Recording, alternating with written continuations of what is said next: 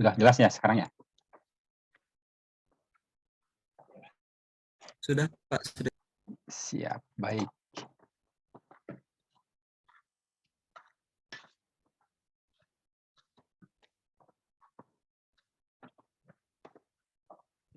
Baik, terima kasih pada semuanya. Assalamualaikum warahmatullahi wabarakatuh. Selamat malam, selamat bertemu di mata kuliah MOPBG ya. Mohon maaf, minggu kemarin Bapak ada tugas dari dari Polban itu ya, untuk membantu Kejari Sumedang ya. Jadi dalam rangka pemeriksaan atau pengecekan kualitas jalan kemarin tuh selama 4 hari ya, dari hari Kamis sampai hari Minggu. Dalam rangka ini ada temuan, jadi ada tindak pidana korupsi begitu. Pas tadi lagi ada tamu ada tamu juga dari perusahaan atau dari produsen Denka ya, dari Malaysia dan dari Jepang. Jadi sehingga tidak bisa mengadakan perkuliahan, kemudian bentrok lagi dengan kelas 3 TPPG ya. Jadi ada kuliah lab konstruksi. Jadi ya terpaksa tertunda itunya. Ya akhirnya tadi juga bertemu dengan Bu Eri ya. Jadi Bu Eri mengizinkan secara daring ya. Baik. Untuk sekarang mungkin melanjutkan presentasi makalahnya. Mungkin cukup 2 kelompok ya. Ini kan ada beberapa kelompok yang diusahakan bisa kebagian semuanya begitu. Jadi jangan sampai nanti ada yang tertinggal. Jadi kalau misalkan ada kurang waktu mungkin bisa dilakukan di lain waktu ya, waktu-waktu yang lain. Mungkin seperti itu ya buat Anang informasinya. Jadi untuk selanjutnya persilahkan pada peserta pertama yang akan memaparkan. Mungkin sekarang bisa komplit ya. Kalau kemarin kan ada tidak komplit jadi dialihkan. Begitu Anang, silahkan dimulai saja.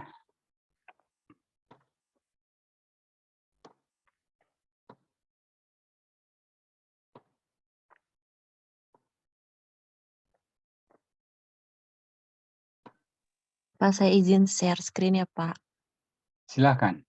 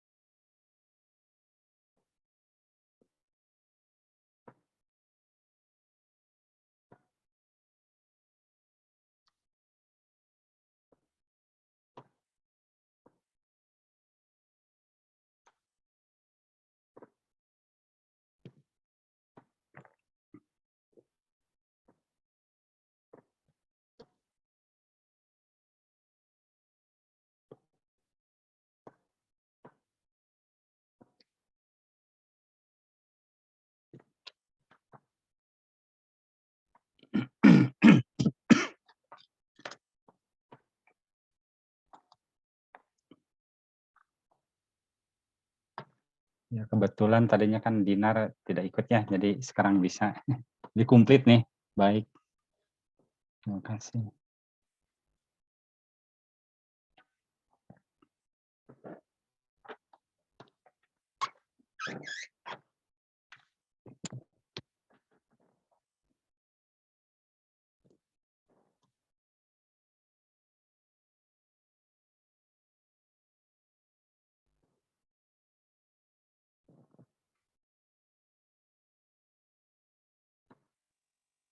Assalamualaikum warahmatullahi wabarakatuh. Waalaikumsalam. Saya dari kelompok 4 yang akan membahas tentang sistem proteksi kebakaran pada bangunan gedung. Kelompok 4 terdiri dari 4 orang. Yang pertama ada Gina Khairiyah, kemudian ada Selsa, saya sendiri Tria Febi, lalu ada Yuda Prawira. Untuk pembahasan pertama akan dibahas oleh rekan saya, Gina.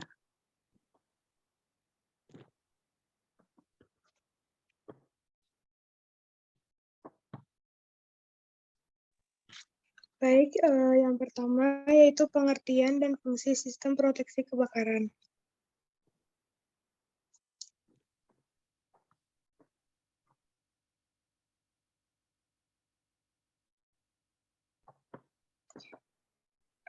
Menurut Peraturan Menteri Pekerjaan Umum Nomor 26 Tahun 2008, sistem proteksi kebakaran pada bangunan gedung dan lingkungan adalah sistem yang terdiri atas peralatan, kelengkapan, dan sarana, baik yang terpasang maupun terbangun pada bangunan yang digunakan baik untuk tujuan sistem proteksi aktif, pasif, maupun cara-cara pengelolaan dalam rangka melindungi bangunan dan lingkungannya terhadap bahaya kebakaran.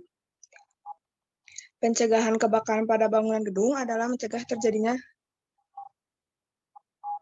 terjadinya kebakaran pada bangunan gedung atau ruang kerja. Bila kondisi-kondisi yang berpotensi terjadinya kebakaran dapat dikenali dan dieliminasi akan dapat mengurangi secara substansial terjadinya kebakaran.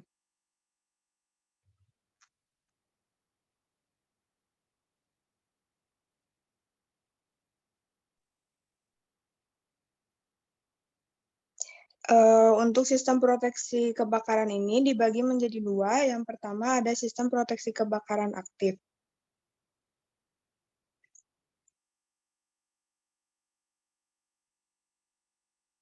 Untuk sistem proteksi kebakaran aktif ini merupakan sistem proteksi kebakaran yang secara lengkap terdiri atas sistem pendeteksian kebakaran, baik manual maupun otomatis, sistem pemadam kebakaran berbasis air seperti sprinkler, pipa tegak, dan selang kebakaran, serta sistem pemadam kebakaran berbasis bahan kimia seperti APAR dan pemadam khusus.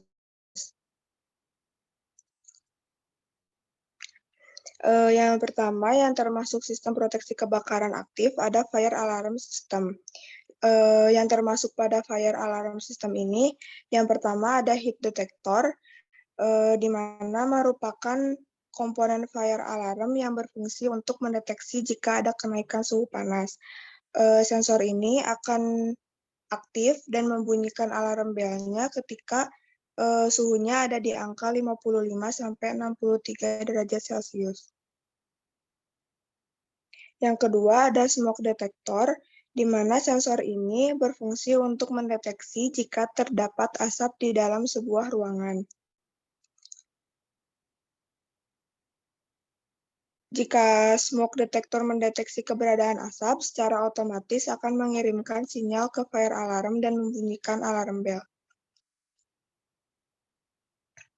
Yang selanjutnya ada flame detector. Sensor ini memiliki rangsangan sensitif terhadap radiasi sinar ultraviolet. Biasanya, flame detector ini akan mendeteksi sinar melalui api yang menyala dan efektif digunakan untuk memproteksi area yang memiliki plafon tinggi dan mudah terbakar. Yang selanjutnya yaitu gas detektor.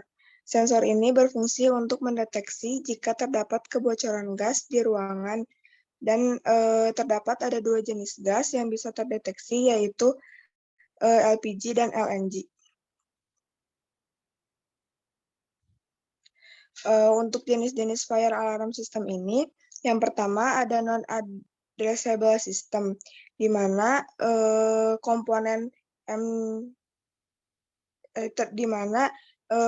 sistem ini memiliki komponen MCFA, yaitu alat yang berfungsi untuk menerima sinyal dari detektor. Untuk sistem non-addressable system ini menggunakan MCFA yang bersifat konvensional. Biasanya digunakan dalam gedung berskala kecil seperti perumahan atau pertokoan. Yang selanjutnya ada jenis semi-addressable system, di mana MCFA-nya tuh menggunakan detektornya yang konvensional. Untuk membantu detektor tersebut bekerja, sistem ini dibantu oleh modul fire alarm. Dan modul inilah yang nantinya akan membaca dan mentransfer sinyal dari detektor konvensional. Dan yang terakhir ada full addressable system, di mana sistemnya menggunakan MCFA dan detektornya yang addressable.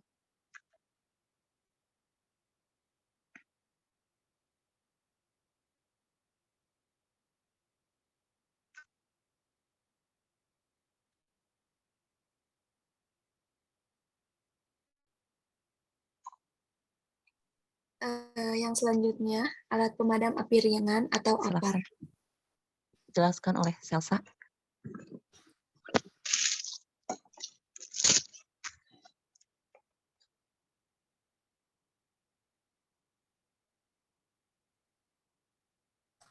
APAR adalah alat yang digunakan untuk memadamkan api atau mengendalikan kebakaran kecil, pada umumnya berbentuk tabung yang diisikan dengan bahan pemadam api yang bertekanan tinggi, seperti pada gambar.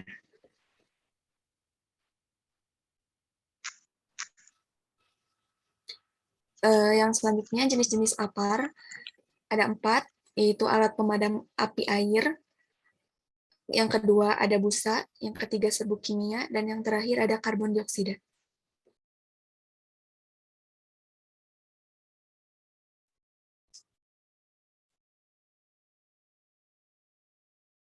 Kemudian ada sistem sprinkle otomatis.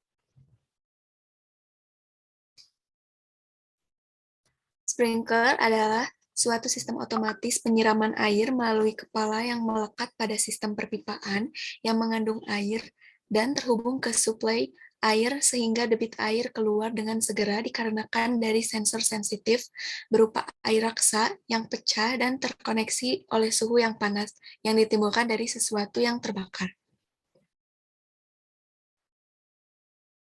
Untuk jenis-jenis sprinkler, yang pertama ada wet pipe system, kemudian dry pipe system, Degel system, kemudian pre-action system, dan combiner dry pipe.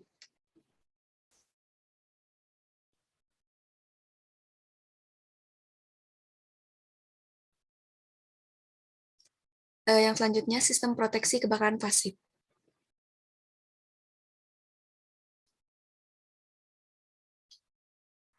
Untuk sistem proteksi pasif, menurut Peraturan Menteri Pekerjaan Umum Nomor 26 Tahun 2008, yang pertama yaitu pintu dan jendela tahan api, yaitu pintu dan jendela yang berfungsi untuk menahan kebakaran. Kemudian yang kedua, bahan pelapis interior, yaitu pelapis yang meningkatkan kemampuan permukaan yang dilapis untuk menahan api. Kemudian yang ketiga, penghalang api, yaitu penghalang yang digunakan untuk membentuk ruangan tertutup, pemisah ruangan, atau proteksi sesuai persyaratan teknis yang memiliki ketahanan api dari 30 menit sampai 3 jam.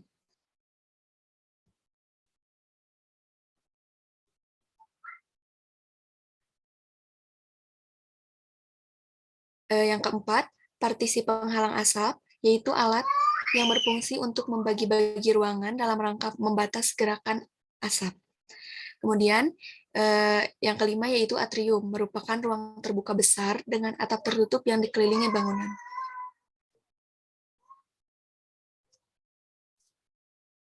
Untuk jenis-jenis atrium, yaitu yang pertama ada atrium terbuka seperti pada gambar, kemudian atrium terbuka sebagian. Yang ketiga yaitu atrium tertutup, dan yang terakhir atrium steril tube.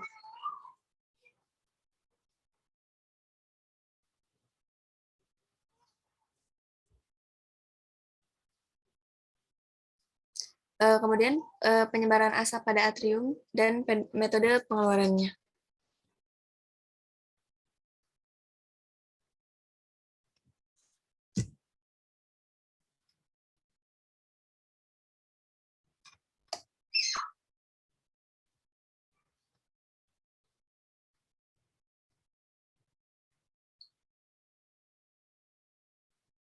Berikut gambaran dari tingkat ekstraksi asap dari atrium.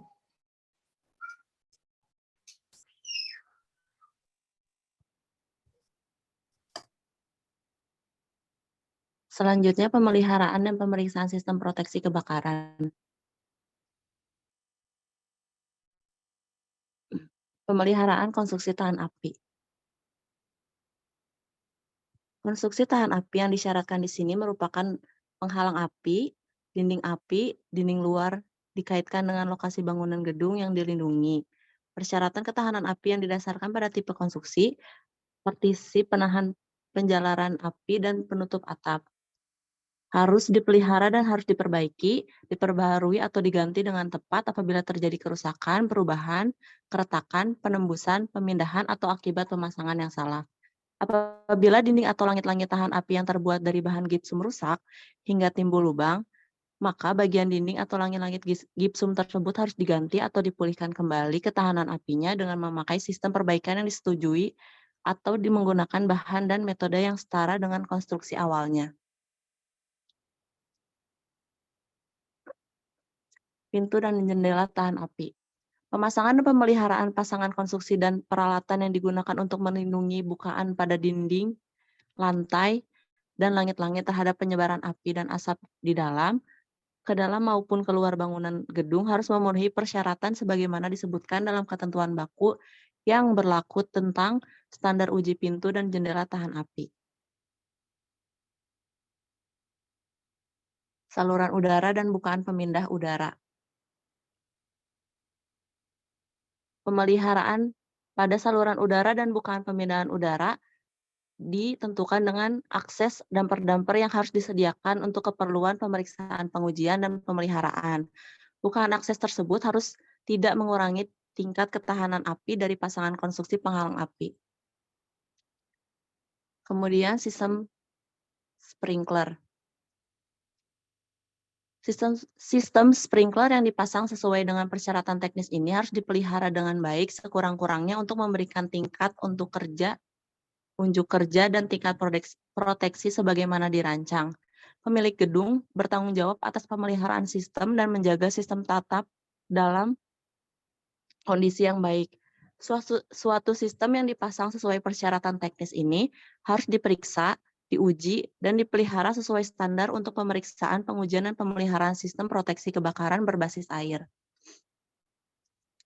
Selain itu juga perlu adanya cadangan sprinkler dengan ketentuan sebagai berikut, yaitu untuk fasilitas yang dilindungi dengan sprinkler yang kurang dari 300 titik, tidak kurang harus ada 6 sprinkler cadangan. Kemudian untuk fasilitas yang dilindungi dengan sprinkler antara 300 hingga 1000, tidak kurang harus tersedia 12 sprinkler cadangan. Yang ketiga, untuk fasilitas yang dilindungi dengan sprinkler lebih dari 1000 titik, tidak kurang dari 24 sprinkler harus disiapkan sebagai cadangan. Kemudian APAR.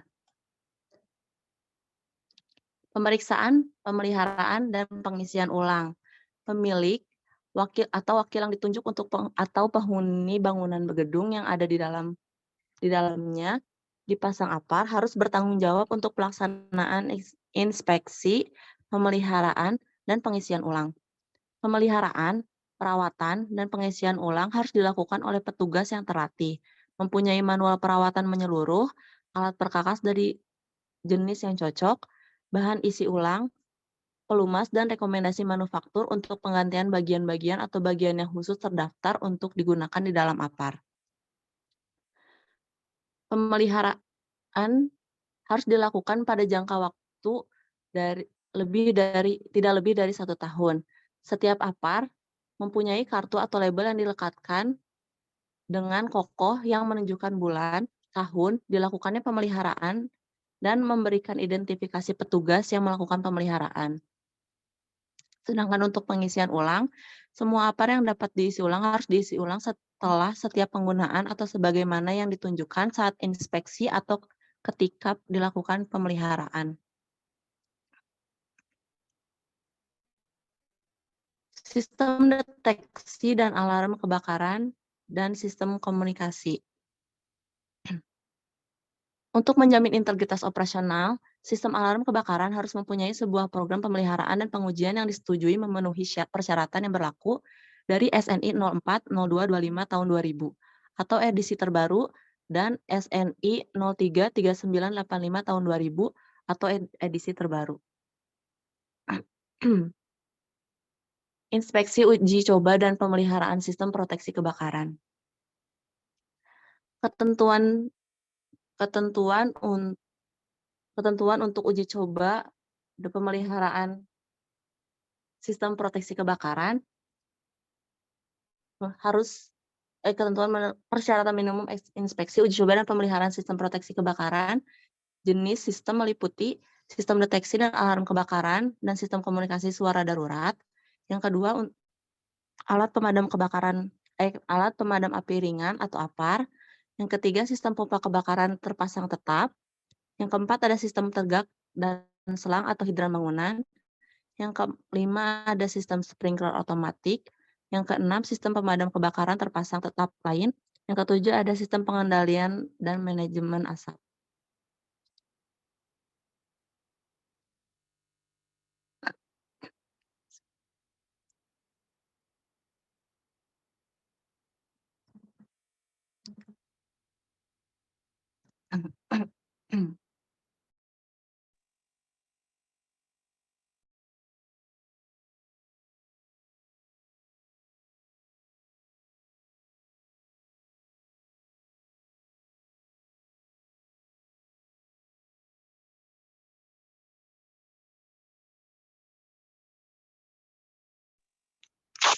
Yang selanjutnya yaitu kesimpulan.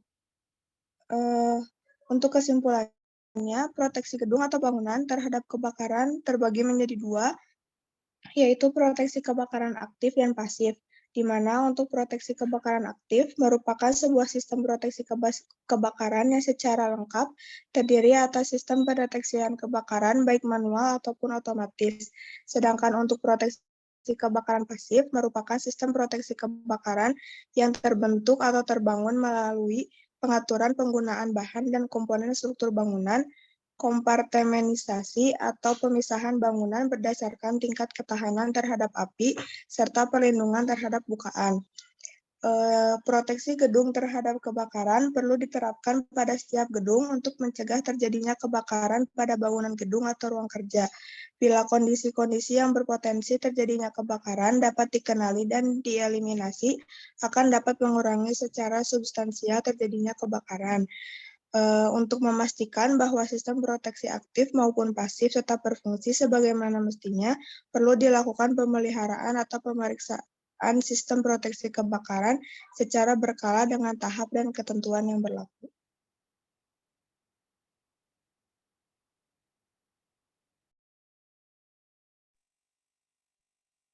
Sekian penjelasan kami tentang sistem proteksi kebakaran. Mungkin ada hal yang kurang jelas bisa ditanyakan kepada kelompok kami. Jangan lupa pertanyaannya dicatat ya. Baik, Pak. Baik, Pak.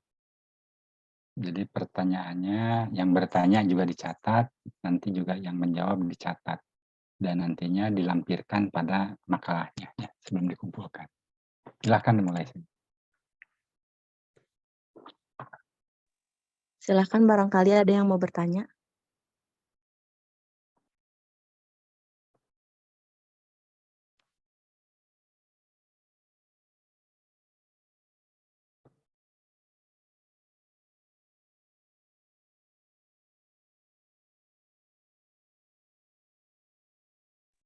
Izin bertanya. Iya, silakan. Ini langsung aja atau gimana? Sebentar ini Zoom-nya 1 menit lagi ya. Iya. Setelah Zoom yang baru aja kali ya, biar tidak terpotong. Boleh.